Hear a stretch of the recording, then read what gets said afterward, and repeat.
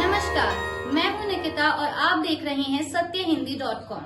चलिए एक नजर डालते हैं अब तक की सुर्खियों। भारत जोड़ो यात्रा का आज 105वां दिन है और आज 21 दिसंबर को यह पद यात्रा राजस्थान से अपना 500 किलोमीटर का सफर तय करने के बाद हरियाणा में प्रवेश करेगी।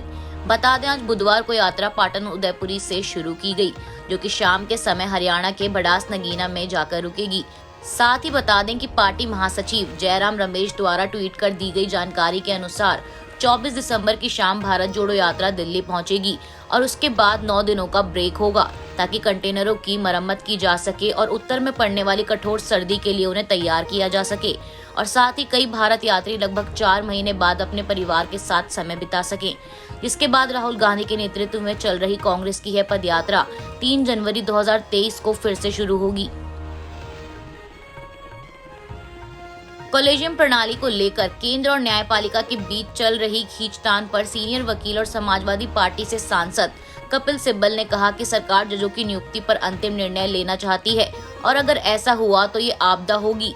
पूर्व कानून मंत्री ने एनडीटीवी को दिए गए अपने एक इंटरव्यू में केंद्र सरकार पर न्यायपालिका को अपने हाथ में लेने की कोशिश करने का आरोप लगाते हुए कहा कि अदालतें इसके खिलाफ दृढ़ता से खड़ी रहेंगी। साथ ही उन्होंने यह भी साफ कर दिया कि वर्तमान कॉलेजियम प्रणाली में अपनी कमियां हैं, लेकिन सरकार को इसमें पूर्व स्वतंत्रता देना उपयुक्त तरीका नहीं है। सिब्बल ने आगे कहा कि न्यायपालिका स्वतंत्रता का अंतिम गढ़ है, जिस पर उन्होंने अभी तक कब्जा नहीं किया है। उन्होंने चुनाव आयोग से लेकर राज्यपालों के पद तक, विश्वविद्यालयों के कुलपतियों से लेकर ईडी और सीबीआई तक अन्य सभी संस्थानों पर कब्जा कर लिया है। जांच विभाग, एनआईए और निश्चित रूप से मीडिया पर भी कब्जा हो गया है। इसके साथ ही सिब्बल ने कानून मंत्री किरण रिजिजू की टिप्पणी, जिसमें उन्होंने कहा था कि अदालतें बहुत अधिक छुट्टियां लेती हैं, को अनुचित करार देते हुए कहा कि कानून मंत्री प्रैक्टिसिंग एडवोकेट नहीं है। एक जज याचिकाओं की सुनवाई करने, अगले दिन की सुनवाई की पृष्ठभूमि को पढ़ने और निर्णय लिखने में 10 से 12 घंटे का समय बिताता है। उनकी छुट्टियां स्लीप ओवर को संभालने में निकलती हैं।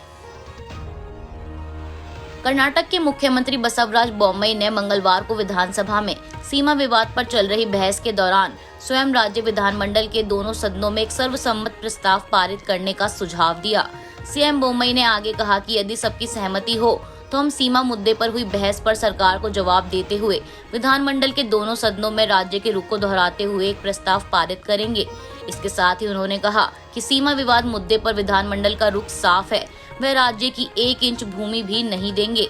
वहीं सदन में मौजूद विपक्षी दलों ने भी इस प्रस्ताव पर सहमति व्यक्त की और विपक्ष के नेता सिद्धरमैया ने बहस की शुरुआत करते हुए कहा कि किसी विवाद का कोई सवाल ही नहीं है और सीमा का मुद्दा पहले ही महाजन आयोग की रिपोर्ट के साथ सुलझा लिया गया है। कर्नाटक के मुख्यमंत्री बसवराज बोम्मई द्वारा विधानसभा में राज्य विधानमंडल के दोनों सदनों में एक सर्वसम्मत प्रस्ताव पारित करने के सुझाव पर महाराष्ट्र के मुख्यमंत्री एकनाथ शिंदे ने कहा कि कर्नाटक में वह महाराष्ट्र के मराठी भाषी लोगों के साथ दृढ़ता के साथ खड़े रहेंगे। साथ ही उन्होंने राजनीतिक दलों से ऐसा बर्ताव नहीं करने की अपील की जिससे लोगों की भावना को ठेस नहीं पहुंचे। बहुजन समाज पार्टी की प्रमुख मायावती ने मंगलवार को ट्वीट कर बताया कि विश्वनाथ पाल को बीएसपी का यूपी का नया प्रदेश अध्यक्ष बनाया गया है। मायावती ने ट्वीट में लिखा कि वर्तमान राजनीतिक हालात को देखते हुए बसपा यूपी स्टेट संगठन में किए गए परिवर्तन के तहत विश्वनाथ पाल, मूल निवासी जिला अयोध्या को बीएसपी यूपी स्टेट का नया प्रदेश अध्यक्ष बनाए जाने पर उन्हें हार्दिक बधाई एवं शुभकामनाएं। उन्होंने आगे लिखा कि विश्वनाथ पाल बसपा के पुराने मिशनरी, कर्मठ व वफादार कार्यकर्ता हैं। मुझे पूरा भरोसा है कि वे विशेषकर अति पिछड़ी जातियों को बसपा से जोड़कर पार्टी के जनाधार को बढ़ाने में पूरी जी जान से काम करके सफलता जरूर अर्जित करेंगे। बता दें, विश्वनाथ पाल अयोध्या मंडल के मुख्य सेक्टर प्रभारी रहे हैं। इसके साथ ही मायावती ने एक अन्य ट्वीट में लिखा कि हालांकि इनसे पहले भीम राजभर ने भी बीएसपी यूपी स्टेट अध्यक्ष के पद पर रहकर पार्टी के लिए पूरी ईमानदारी व वफादारी से कार्य किया है, जिनकी पार्टी आभारी है और इनको अब पार्टी ने बिहार प्रदेश का कोऑर्डिनेटर बना दिया है। गौरतलब है कि उत्तर प्रदेश में निकाय चुनाव होने वाले हैं। हालांकि इसे लेकर अभी तक तारीखों का ऐलान नहीं हुआ, लेकिन चुनाव को मद्देनजर रखते हुए सभी राजनीतिक दल अपनी तैयारियों में जुट गए हैं। अब ऐसे में बसपा के इस कदम को निकाय चुनाव से भी जोड़कर देखा जा रहा है। चीन और अमेरिका में लगातार कोरोना वायरस के बढ़ते मामले को देखते हुए भारत सरकार भी अब अलर्ट हो गई है और एक्शन मोड में आ गई है, जिसके चलते केंद्र सरकार द्वारा कोविड मामले वाले राज्यों के अलावा बाकी अन्य राज्यों को भी अलर्ट रहने के निर्देश दिए गए हैं। इसके साथ ही कोविड गाइडलाइंस का भी ठीक और पूरे तरीके से पालन करने का आदेश दिया गया है।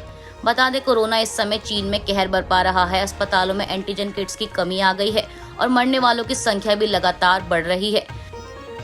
अब ऐसे में दुनिया भर में कोरोना के बढ़ते केसेस को देखते हुए केंद्रीय स्वास्थ्य सचिव राजेश भूषण ने Indian council for medical research और national centre for disease control को पत्र लिखकर आगाह किया है। साथ ही कोरोना के नए मामलों में जीनोम सीक्वेंसिंग करने को कहा है। उन्होंने राज्य को कोविड गाइडलाइन का फिर से पालन सुनिश्चित कराने का निर्देश दिया, विशेष तौर से ऐसे राज्यों को जहां कोरोना के मामले फिलहाल ज्यादा हैं। राज्य और केंद्र शासित प्रदेशों सभी को कहा गया है कि कोरोना के नए मरीजों का सैंपल जीनोम सीक्वेंसिंग के लिए लैब में भेजना शुरू कर दे, जिससे कि अगर कोई नया वेरिएंट हो तो उसका पता लगाया जा सके। केंद्रीय स्वास्थ्य मंत्री मनसुख मंडाविया आज बुधवार को कोरोना के बढ़ते मामलों को लेकर एक रिव्यू मीटिंग करेंगे। ऐसे में कहा जा सकता है कि मीटिंग के दौरान यात्रियों के लिए एक बार फिर कोरोना गाइडलाइंस फॉलो करने के लिए दिशा निर्देश जारी किए जा सकते हैं।